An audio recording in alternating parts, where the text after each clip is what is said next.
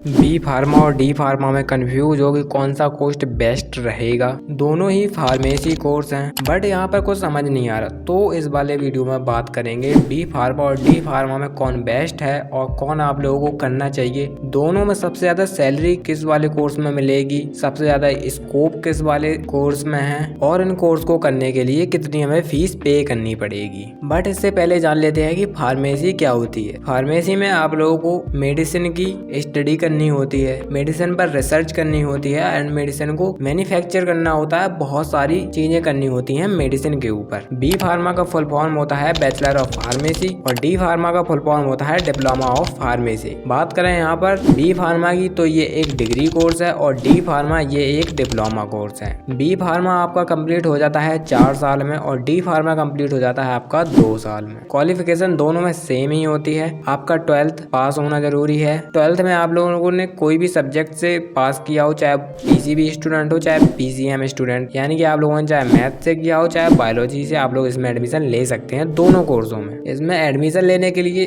2 option होते हैं, या फिर एंट्रेंस एग्जाम या फिर मेरिट के बेस पे। अगर आप लोगों को एक बेस्ट कॉलेज चाहिए बी फार्मा या डी फार्मा करने के लिए तो मैं बताऊंगा आप लोगों को एंट्रेंस एग्जाम देना चाहिए। एंट्रेंस एग्जाम में जब पास हो जाओगे तो आप लोगों को एक बेस्ट कॉलेज मिलेगा, जहाँ पर आप लोगों की फीस भी कम हो जाएगी और आप लोगों की पढ़ाई भी अच्छे से होगी। बट अगर आप लोग एंट्रेंस एग्जाम देना नहीं चाहते या फिर एंट्रेंस एग्जाम में फेल हो गए हो तो आप लोग प्राइवेट कॉलेज में जाइए, वहाँ पर आप लोगों को 12th के मार्क्स के अकॉर्डिंग एडमिशन मिल जाएगा। बात करें यहाँ पर फीस की, फीस डिपेंड करती है आप लोगों के इंस्टीट्यूट और आप लोगों के कॉलेज के ऊपर। अगर आप लोगों को गवर्नमेंट कॉलेज मिल जाता है एंट्रेंस एग्जाम पास करने के बाद तो आप लोगों की फीस बहुत ही कम हो जाती है। बट अगर आप लोगों को प्राइवेट कॉलेज मिलता है तो आप लोगों की डी फार्मा की फीस हो जाती है 8,000 रुपए से लेके 1,80,000 तक और बी फार्मा की फीस हो जाती है 60,000 से लेके 4 लाख रुपए तक। ये फीस डिपेंड करती है आप लोगों के कॉलेज और आप लोगों के इंस्टीट्यूट के ऊपर। जितना अच्छा कॉलेज होगा, जितनी ज्यादा वो सुविधाएं दे रहे होंगे आप लोगों को, उतने ज्यादा आप लोगों से पैसे ले लेंगे। डी फार्मा करने के बाद आप लोगों को अगर बी फार्मा भी करना है तो आप लोग कर सकते हैं। आप लोगों को बी फार्मा के 2nd ईयर में एडमिशन मिल जाएगा। बी फार्मा के बाद भी अगर आप लोगों को पढ़ना है तो आप लोग MBA in pharmaceutical management, M pharmacy, pharma D, post graduate diploma in pharmacy, practice and drug store management, MSc in pharmaceutical chemistry,